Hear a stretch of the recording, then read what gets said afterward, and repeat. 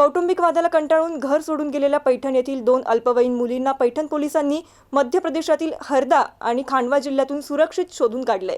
Operation मुस्कान 14 मोहिमेअंतर्गत पैठण पोलिसांनी ही कारवाई केली आहे।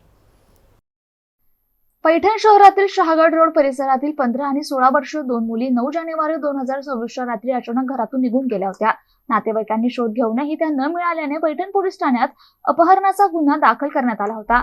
पोलीस अधीक्षक डॉक्टर विनयकुमार राठोड यांच्या मार्गदर्शनाखाली या मुलींचा शोध घेण्यासाठी विशेष पथक तैनात करण्यात आलं होतं। तपासादरम्यान पोलीस उपनिरीक्षक संभाजी खाडे यांना गोपनीय माहिती मिळाली की एक मुलगी मध्य प्रदेशातील हरदा येथे आहे। पथकाने तात्काळ तेथे पोहोचून मुलींना ताब्यात घेतलं। तिच्याकडे विचारपूस केली असता दुसरी मुलगी खांडवा जिल्ह्यातून खालवा येथे असल्याचं समजलं।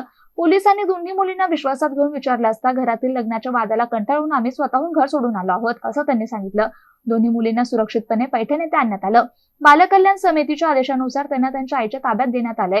या मोहिमेमुळे 2 कुटुंबाची ताटातूट थांबली असून पोलिसांच्या संवेदनशीलतेचं सर्वत्र कौतुक होत आहे। कारवाई पोलीस अधीक्षक डॉक्टर विनयकुमार राठोड, अप्पर पोलीस अधीक्षक अन्नपूर्णा सिंह, उपविभागीय पोलीस अधिकारी सुनील पाटील यांच्या मार्गदर्शनाखाली पोलीस निरीक्षक महादेव गोमारे, पोलीस पथक PSI संभाजी खाडे, पोलीस अंमलदार विलास सुखदान, महिला पोलीस कोमल कोतकर यांनी यशस्वी केली। गौतम बनकर, MCN न्यूज, पैठण।